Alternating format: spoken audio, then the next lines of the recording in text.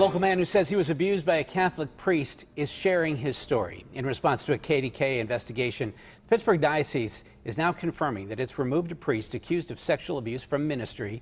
The action came shortly after Sheehan revealed allegations both new and old against Father Richard Leilonis. But victims still want to know why Leilonis is not listed on the diocesan website along with other accused priests. Andy spoke with one of them.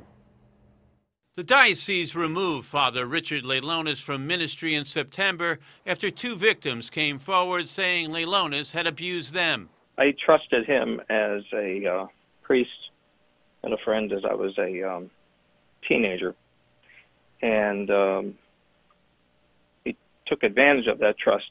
I spoke on the phone with one of those victims who said as a teenager in the 1970s, he went to Leilonis for help after another man sexually abused him. Instead of counsel, Leilonis wanted the young man to engage in the same acts with him.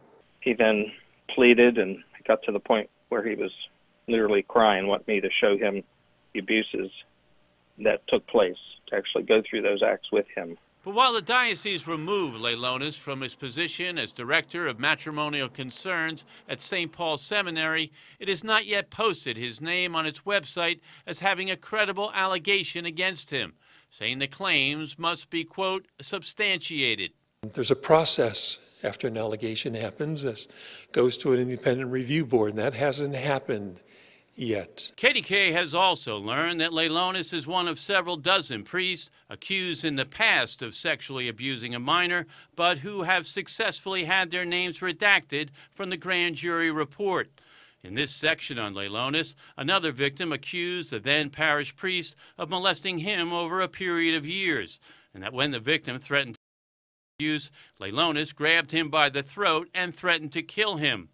While the diocese found that, quote, the allegations were consistent in detail, it determined with certainty that the abuse had occurred and returned the priest to ministry, despite, according to the grand jury report, Leilonis' own admission that he had, quote, an attraction to minors.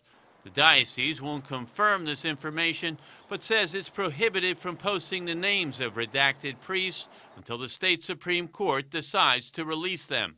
And make it much easier on all of us. Given the legal restrictions, the diocese says it is being as transparent as possible in revealing the names of these priests, but victims and their supporters remain unconvinced. At the diocesan offices downtown, Sheehan, KDKA-TV News.